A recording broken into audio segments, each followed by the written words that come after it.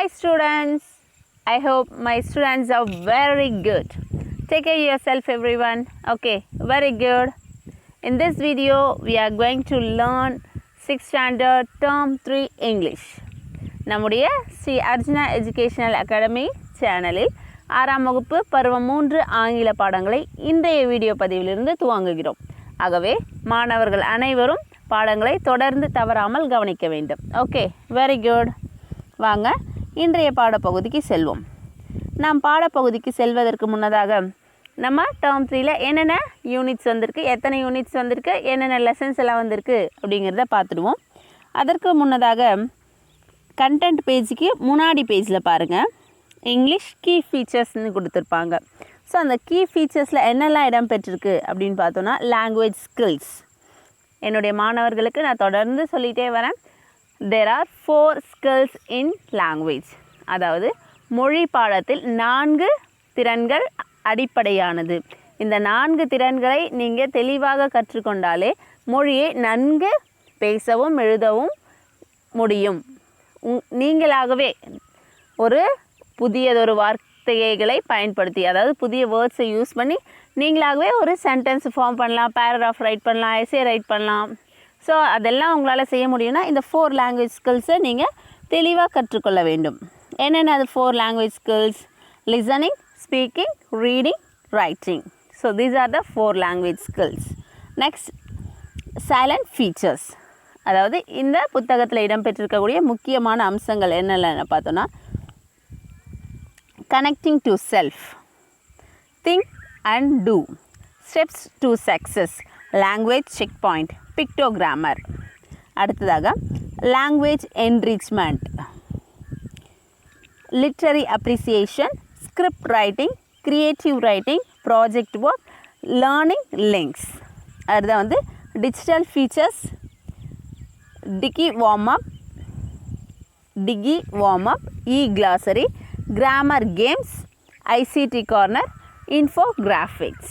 So இது எல்லாமே நம்ம இன்றைய, அதாவது டேர்ம் 3 பாட புத்தகத்திலிருந்து அறிந்து கொள்ள இருக்கோம், கற்றுக்கொள்ள இருக்கிறோம். ஓகேவா? குட்.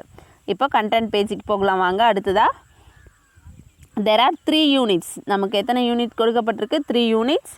3 யூனிட்ஸ்க்கான டாபிக்ஸ் கொடுத்துருக்காங்க, பார்த்துடலாம். யூனிட் 1ல் ப்ரோஸ், போயம், சப்ளிமெண்ட்ரி ரீடர் இடம்பெற்றிருக்கு. ப்ரோஸ் வந்து who owns the water, poem Indian seasons. So இந்த போயம் வந்து memory poem.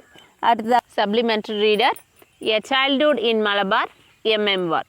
Next unit 2 prose, that Sunday morning, poem a tragic story, supplementary reader, brought to book. Third unit play the Jungle Book. ஓகேவா? So 3 யூனிட்ஸை இந்த டேர்மில் நாம் தெரிந்து கொள்ள இருக்கிறோம். அடுத்ததாக யூனிட் 1 போகலாம் வாங்க. யூனிட் 1 நாம் ஸ்டார்ட் பண்ணுறதுக்கு முன்னாடி லேர்னிங் ஆப்ஜெக்டிவ்ஸ், அதாவது கற்றல் நோக்கங்கள். யூனிட் 1ல் நம்ம என்னெல்லாம் தெரிஞ்சுக்க இருக்கோம் அப்படிங்கிறத பார்க்கலாம் வாங்க. This unit enables the students to identify and recognise the nature of different seasons, highlight the importance of water for survival of any living organisms, understand the change of seasons at regular intervals in India, realize the effect of natural calamities like storm and also get the awareness to overcome it, understand the purpose of conjunctions and the usage of it, read the text with correct stress and intonation and also learn the meaning of the unknown words by using dictionary, enjoy reciting the poem rhythmically, write a short paragraph on seasons using cohesive devices.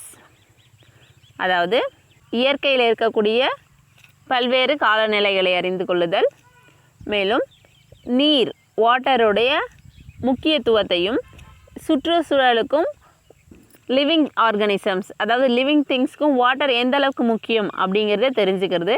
அடுத்ததாக வந்து understand the change of seasons, அதாவது பருவகால மாற்றங்களை தெரிந்து கொள்ளுதல். அதாவது regular intervals of India, இந்தியாவில் முறையான கால இடைவெளியில் பருவகால மாற்றங்கள் எவ்வாறு நிகழ்கிறது என்று தெரிந்து கொள்ளுதல்.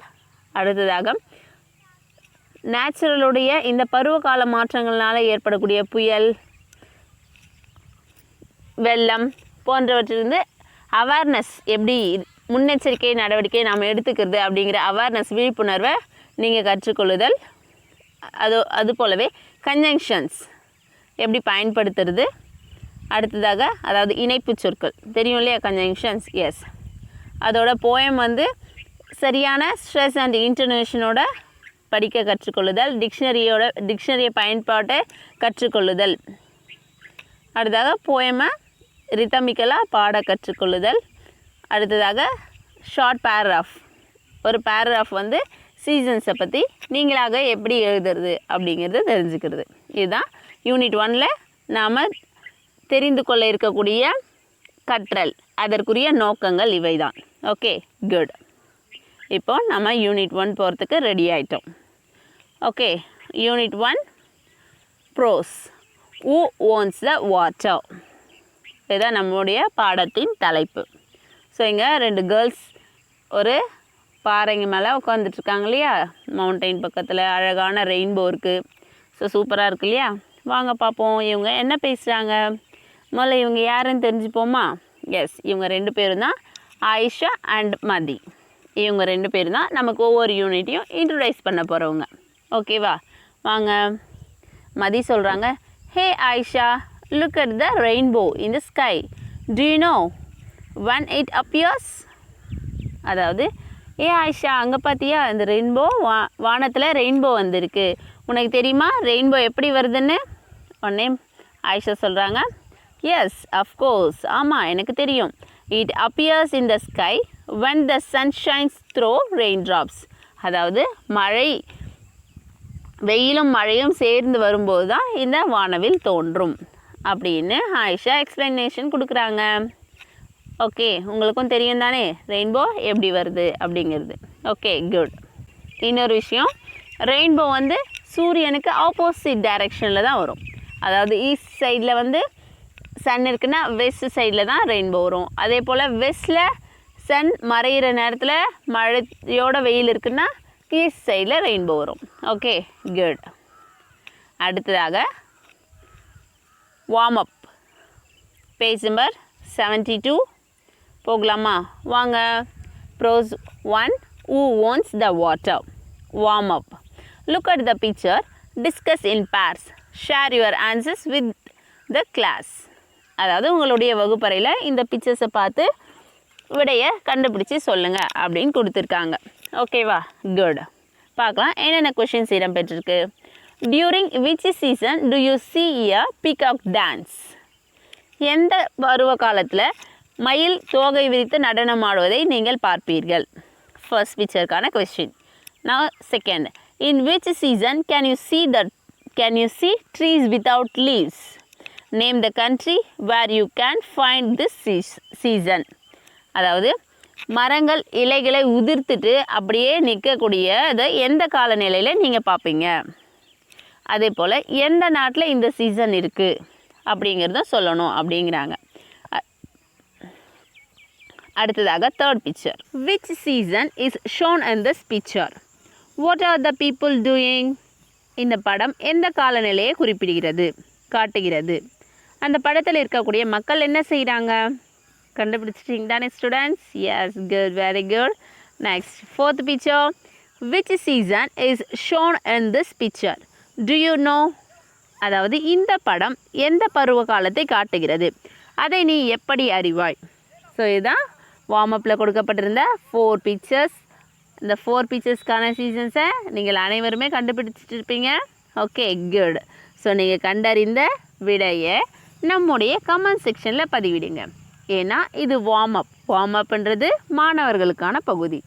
ஸோ இந்த வார்ம் அப்பில் கொடுக்கப்பட்டிருக்கக்கூடிய கொஷின்ஸ்க்கான ஆன்சர்ஸை நீங்கள் சரியாக கண்டுபிடிச்சி சொல்லிடுவீங்க, எனக்கு தெரியும். Okay, good. நம்ம கமெண்ட் செக்ஷனில் ஆன்சர்ஸை பதிவிட்டுருங்க. இதற்குரிய விடைகளை நாம் அடுத்த வீடியோ பதிவிலையும், அந்த வீடியோ பதிவில் யாரெல்லாம் சரியான விடை சொன்னாங்களோ அவர்களுடைய பெயரும் குறிப்பிடப்படும். Okay, very good. அடுத்த பகுதிக்கு செல்லலாம். Page number 73, section 1, reading. இப்போ நம்ம reading skillக்கு வந்துட்டோம். So, listen to the teacher read this section. Teacher அழகாக read பண்ணுவாங்க, ஸ்டூடெண்ட்ஸ்லாம் கவனமாக கவனிக்கணும். ஓகேவா? குட். ஸ்டோரிக்கு போகலாமா? Yes. Listen carefully, all of you. Once upon a time, on the outskirts of a dusty little village, a tiny bird searched for a place to lay her eggs. The land was parched and dry, and there wasn't a bush or tree in sight. Finally, in desperation, the little bird discovered a shallow depression in the ground. Using her claws to remove the stones and loosen up the packed earth, she broadened the hole, and there, underneath the hot sun, she laid her eggs. The eggs hatched, and the good mother protected and fed her babies until they were big enough to fly away. And here our story would have ended, except this isn't a tale of the little bird, but a much more interesting one of the hole she used as a temporary nest. A hole, you may ask. What could be interesting about a hole in the ground? Well, this hole grew to be quite important, as you will discover. For some time, the hole remained dusty and untenanted, until one day a passing wild boar settled its rump into the depression. The pit was not comfortable enough, and getting up, he scraped and dug, carving a pit of more hospitable proportions. Backing into this hollow, he turned around a few times, and with a satisfied grunt settled down to a long snooze. A very long snooze it was too. The boar turned a scrabbled in his sleep, losing the earth around his cozy dugout until the fading sun and the rumple in his stomach told him it was time to get up. With a mighty stretch and a final kick, the hungry boar departed his daybird without a backward glance. And it is that it, you will inquire. To which I will reply, no, it isn't, dear one, not by a long shot. Our story has just begun. Okay, good. ரொம்ப அழகாக listen பண்ணியிருக்கீங்க. ஸ்டோரியை பார்த்துடலாம் வாங்க. அதாவது once upon a time, ஒரு காலத்தில் என்ன இருந்ததுன்னா, சிட்டியை விட்டு தள்ளி இருந்த ஒரு பகுதி, அதுதான் அவுட்ஸ்கர்ட்ஸ். அது வந்து ஒரு சிறிய கிராமம். அந்த கிராமம் வந்து டஸ்டினா தூசி இந்த மாதிரியான ரொம்பவே படர்ந்து இருக்கக்கூடிய கிராமம். அந்த நிலங்கள்லாம் மிகவும் வறண்டு போயிருந்தது. அந்த கிராமத்தில் தண்ணி ரொம்பவே பற்றாக்குறையாக இருந்ததுனால அது ஒரு டஸ்டி வில்லேஜாக இருந்தது. மண்ணெல்லாம் அப்படியே தூசு மாதிரி பறந்துகிட்டே இருக்கும். மரம் செடி கொடிகள்லாம் கிடையாது. ஏன்னா அங்கே தான் பாலைவனம் மாதிரி இருக்குல்ல. பாருங்கள், நம்ம பிக்சர்லேயே கொடுத்துருக்காங்க, அந்த லேண்ட்லாம் எப்படி வெடித்து போயிருக்கு தண்ணி இல்லாமல். ஸோ அந்த நேரத்தில் வந்து ஒரு சிறிய பறவை தன்னுடைய முட்டைகளை வைக்கிறதுக்கு ஒரு கூடு கட்ட தகுந்த இடத்தை தேடிட்டு இருந்தது. அந்த இடம் பர்ச்டு, ரொம்பவே ட்ரையான ஒரு பிளேஸு. அங்கே வந்து ஒரு புதரும் இல்லை, மரம் இல்லை, எதுவுமே இல்லை. கண்ணு கெட்டின தூரம் வரைக்கும் வறண்ட நிலமாக தான் இருக்குது. ஃபைனலாக அது என்ன பண்ணுச்சுன்னா, தன்னோட அந்த மரத்தை தேடி அலைந்த அந்த நம்பிக்கையை விட்டுட்டு அது என்ன பண்ணுச்சுன்னா, அந்த நிலத்தில் என்ன பண்ணுச்சு, ஒரு சிறிய பள்ளம் தோண்ட ஆரம்பிச்சுது. அந்த வறண்ட நிலத்திலே என்ன பண்ணுச்சு, ஒரு சிறிய பள்ளம் தோண்டுச்சு. அங்கே இருந்த சின்ன சின்ன கற்கள், ஹார்டாக இருந்த அந்த நிலம் எல்லாத்தையும் தள்ளி தள்ளி தன்னுடைய கால்களால் தள்ளி தள்ளி அந்த நகங்களால் கீறி ஒரு சிறிய குழியை உண்டாக்குச்சு. அந்த குழியில் தன்னோட கூடை அது பயன்படுத்த ஆரம்பிச்சுது. ஓகேவா? ஸோ அந்த கூட்டில் தன்னோட முட்டைகளை வைத்து பாதுகாத்தது. ஒரு நல்ல அம்மாவாக அந்த முட்டைகளை பாதுகாத்து குஞ்சு பொரித்து அதற்கு உணவு கொடுத்து அந்த சிறிய பறவைகள்லாம் நன்றாக வளர்ந்து பறந்து போகிற வரைக்கும் அது பாதுகாப்பாக வளர்த்து பறக்க வச்சுது. இதுதான் அந்த டைனி பேர்ட் செய்தது. அப்போது நம்முடைய புத்தகம் கேட்குது பாருங்கள். இதோட இந்த கதை முடிஞ்சுதுன்னு நினைக்கிறீங்களா? இது கதை முடியலை. ஏன்னா நம்முடைய ஸ்டோரி வந்து இந்த லிட்டில் பேர்டை பற்றினது கிடையாது. அதனால் நம்முடைய ஸ்டோரி இங்கே முடியலை. இந்த ஸ்டோரி எதை பற்றியதுன்னா அந்த இன்ட்ரெஸ்டிங்கான ஒன் ஆஃப் த ஓல், அதாவது ஷி யூஸ்ட் ஆஸ் எ டெம்பரரினஸ், அது தற்காலிகமாக தன்னுடைய கூடாக பயன்படுத்தின அந்த எஹோலா, ஒரு பள்ளமா அப்படின்னு நீங்கள் கேட்குறது எனக்கு புரியுது. What could be interesting about a whole in the ground? நிலத்தில் இருக்கக்கூடிய அந்த சிறிய பள்ளத்தில் என்ன ஒரு இன்ட்ரெஸ்டிங்கான விஷயம் இருக்குதுன்னு நீங்கள் சொல்ல வரீங்க அப்படின்னு நீங்கள் கேட்குறது எனக்கு புரியுது. Well, this whole grew to be quite important as will you discover. அதை நீங்கள் தெரிஞ்சுக்க தான் போகிறீங்க அப்படின்னு சொல்கிறாங்க. For some time the whole remain the dusty and heated. அதாவது சில நேரத்தில் அந்த பள்ளத்தை பார்க்குறதுக்கு ரொம்பவே தூசும் தும்முமாக இருக்கும். சில நேரத்தில் அருவருப்பாக கூட இருக்கும் அந்த பள்ளத்தை பார்க்குறதுக்கு. அப்போது என்னாச்சு, ஒரு நாள் வந்து ஒரு காட்டு பண்ணி அந்த வழியாக போயிட்டு இருந்தது. அந்த பள்ளத்தை பார்த்ததும் அது என்ன நினச்சிதுன்னா, அது வந்து அங்கே கொஞ்சம் நேரம் படுத்துட்டு போகலாம் அப்படின்னு ஃபீல் பண்ணுச்சு. Wild boar settled its rump into the depression, அதாவது back part of a mammal's body. அந்த பகுதியை அந்த பள்ளத்தில் வச்சுட்டு அப்படியே உட்காந்து பார்த்துச்சு. அதால் முழுசாக உட்கார முடியல. அதாவது பின்பகுதியை அந்த சின்ன பள்ளத்துக்குள்ளே வச்சு உட்கார பார்த்துச்சு, அங்கே படுக்கலாம் அப்படின்னு சொல்லிட்டு. ஆனால் முடியாததுனால அது என்ன பண்ணுச்சுன்னா, தன்னுடைய கால்களால் அது அந்த இடத்த அப்படியே சுரண்டி பள்ளத்தை இன்னும் கொஞ்சம் பெருசாக்கி தான் படுக்கிற அளவுக்கு, தான் வசதியாக படுக்கிற அளவுக்கு அந்த இடத்த தயார் செய்த அந்த வைல்டு போர் அங்கேயே படுத்து நல்லா தூங்க ஆரம்பிச்சிச்சு. நல்லா கோரட்டை விட்டுட்டு தூங்குச்சுப்பா. தூங்கிட்டு அப்புறம் என்னாச்சுன்னா,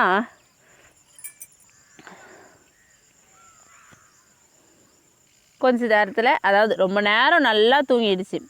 ரொம்ப நேரம் நல்லா தூங்கினதுக்கப்புறம் கொஞ்ச நேரம் என்னாச்சுன்னா, கொஞ்சம் அப்படி இப்படி அசைஞ்சு படுத்துகிட்டே இருந்துச்சு. படுத்துட்டு அப்புறம் நல்லா கம்ஃபர்டபுளாக படுத்துன்னு தூங்கிட்டு அப்புறம் அது கொஞ்ச நேரத்தில் என்னாச்சுன்னா, வயிற்றுக்குள்ளேருந்து சின்ன சத்தம் வர ஆரம்பிச்சுது. வயிற்றுக்குள்ளேருந்து சத்தமா யோசிக்கிறீங்க இல்லையா? ஆமாம், அதாவது அதோட சாப்பாடு நேரம் வந்துடுச்சு. அது வயிறுக்குள்ளே சத்தம் போட்டதை அந்த வைல்ட் போருக்கு கேட்டது. அதனால் அப்படி இப்படி பரண்டு தன்னுடைய பகல் நேர தூக்கத்தை முடித்துக்கிட்டு அந்த வைல்ட் போர் எழுந்து அது தன்னோட உணவை தேடி அங்கேருந்து கிளம்பிடுச்சு.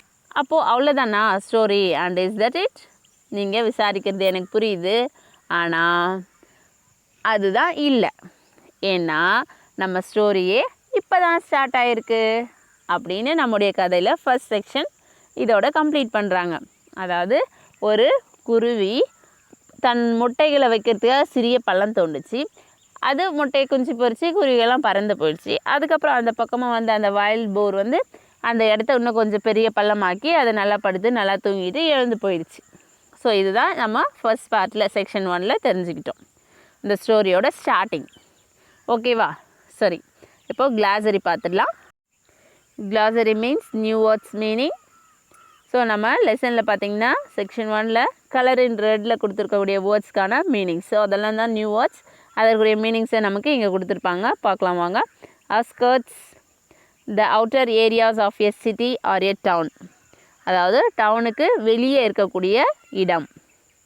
அடுத்தாக பர்ச்டு, வெரி ட்ரை, மிகவும் ட்ரை ஆகிட்டு இருக்கக்கூடியது, காய்ந்த நிலம். டெஸ்பிரேஷன், லூசிங் ஹோப், நம்பிக்கை இழத்தல். Antenated, not occupied. Okay, next, rump, back part of a mammal's body or the part of the body you use to sit. அடுத்து வந்து scrabbled, moved hands and feet around, cozy, comfortable, rumble, a low sound like thunder. Okay, good. So இந்த கிளாசரியில் நம்ம என்னென்னன்றதை தெரிஞ்சுக்கிட்டோம். ஓகேவா? Good. இந்த வேர்ட்ஸ்லாம் நீங்கள் உங்களோட daily லைஃப்லேயும் use பண்ணிங்கன்னா உங்களுக்கு ரொம்பவே யூஸ்ஃபுல்லாக இருக்கும். Okay, very good students. So இந்த வீடியோ பதிவில் நம்ம 6th ஸ்டாண்டர்ட் இங்கிலீஷ் ஸ்டார்ட் பண்ணிட்டோம். அதே போல் நம்ம வார்ம் அப்பில் பார்த்த பிக்சர்ஸ்க்கான கொஷின்ஸோடைய ஆன்சர்ஸ் எந்தெந்த சீசன்ஸ் அப்படிங்கிறது பிக்சர் 1 இல்லாட்டி ஏபிசிடி ஏதாவது கொடுத்து நீங்கள் சொல்லலாம். இல்லை பிக்சர் 1 2 3 4 வச்சுக்கலாம். ஓகேவா? ஓகே, ஃபர்ஸ்ட் பிக்சர் நம்பர் 1 போட்டு அந்த பிக்சருக்கான சீசன் என்ன அப்படிங்கிறத நீங்கள் குறிப்பிடலாம். Okay, good, very good students. தவறாமல் பதிவிடுங்க. Next we go to put a tick for the correct and cross for the incorrect statements. நம்ம செக்ஷன் 1ல பார்த்த ஸ்டோரியில் இருந்து சில ஸ்டேட்மெண்ட்ஸ் கொடுத்துருக்காங்க. அந்த ஸ்டேட்மெண்ட்ஸ்லாம் கரெக்டானதா இன்கரெக்டானதா. ஸோ கரெக்டாக இருக்கக்கூடிய ஸ்டேட்மெண்ட்ஸ்க்கு டிக்கும், இன்கரெக்டாக இருக்கக்கூடியது அதாவது ராங்கான ஸ்டேட்மெண்ட்ஸ்க்கும் கிராஸ் சிம்பிளும் நம்ம இந்த சின்ன பாக்ஸில் கொடுக்க போகிறோம். ஓகேவா? வாங்க, இதுவும் ட்ரூ ஆர் ஃபால்ஸ் போல தான். Okay, good. வாங்க போகலாம். There are 6 statements. 1. A tiny bird looked for a place to lay her eggs. 2. The land was wet and green. 3. The little bird found a shallow hollow in the ground. 4. The eggs hatched and the babies flew away. 5. The pit was comfortable for the wild boar to sleep in. 6. The wild boar got up from its daybed because it was disturbed by another boar. Okay, so இந்த ஸ்டேட்மெண்ட்ஸ்லாம் சரியானதா இல்லை incorrect தவறானதா அப்படிங்கிறத நம்ம இப்போது cross and tick simple போட்டு தெரியப்படுத்த போகிறோம். Okay, வாங்க. 1. A tiny bird looked for a place to lay her eggs. Tick. So இது correct statement. 2. The land was wet and green. No, incorrect. So cross. 3. The little bird found a shallow hollow in the ground. Tick. Correct statement is tick. 4. The eggs hatched and the babies flew away. Tick. Correct statement. 5. The pit was comfortable for the wild boar to sleep in. Incorrect statement, so cross. 6. The wild boar got up from its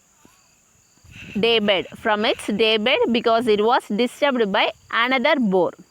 No, incorrect statement, so cross symbol. So இதை நம்ம fill பண்ணிட்டோம். Okay, good. நீங்களாகவும் இதை ஈஸியாக fill பண்ணியிருப்பீங்க இல்லையா? Yes, very good. அடுத்தாக do you know, உனக்கு தெரியுமா. உங்களுக்கு தெரியுமா பகுதியில் என்ன கொடுத்துருக்காங்கன்னு பார்க்கலாம் வாங்க. Weather, climate, seasons. வெதர்னா என்ன, கிளைமேட்னா என்ன, சீசன்ஸ்னா என்ன அப்படிங்கிறத தெரியப்படுத்தியிருக்காங்க. தெரிஞ்சுக்கலாம் வாங்க. Weather, the conditions in the atmosphere like rain, wind or temperature at any time. So இதுதான் வெதர். அதாவது கண்டிஷன்ஸ், காலநிலைகளுடைய கண்டிஷன்ஸ் எவ்வாறு இருக்குது, நம்முடைய சுற்றுச்சூழலுடைய மழை, காற்று, வெப்பநிலை எவ்வாறு இருக்கிறது என்பதை தெரியப்படுத்துறது தான் வெதர். அடுத்த climate, the general weather conditions of a place, warm climate, cold climate. இந்த கிளைமேட்டுங்கிறது பொதுவாக டெய்லி எப்படி இருக்குன்றது தான் சொல்கிறது தான் climate. Okay, next seasons. One of the 4 periods of the year which has its own typical weather conditions resulting from the Earth's changing positions in its orbit around the sun. அதாவது சூரியனை சுற்றி வரும்போது, பூமி தன்னுடைய நீள்வட்ட பாதையில் சூரியனை சுற்றி வரும்போது ஏற்படக்கூடிய மாற்றங்களால் உருவாகக்கூடிய நிலை தான் வந்து காலநிலை, பருவநிலைகள். என்ன சொல்லுவோம்? பருவநிலை, பருவ காலங்கள். ஓகேவா? இது 4 இருக்குது. 4 periods, 4 பருவ காலங்கள் நமக்கு மாற்றம் அடைந்து கொண்டே இருக்கும். உங்களுக்கு தான் தெரியும் இல்லையா? என்ன தெரியும்? வின்டர், அது autumn, rainy and summer. So 4 seasons. Okay, very good students. So இன்றைய பகுதியில் நம்ம செக்ஷன் 1 தெரிஞ்சுக்கிட்டோம். Okay, good. Like our video, share our video to your friends. அதன் மூலம் நம்ம 3rd term இங்கிலீஷ் ஸ்டார்ட் பண்ணிட்டோம் அப்படிங்கிறது உங்களுடைய நண்பர்களுக்கும் தெரியப்படுத்துகிறீங்க. Okay, good. Next, subscribe our channel. நம்ம சேனலை நீங்கள் சப்ஸ்கிரைப் செய்வதன் மூலம் நம்முடைய அத்தனை வீடியோஸும் உங்களுக்கு உடனடியாக கிடச்சிடும். Okay, very good. I love you. Thank you so much.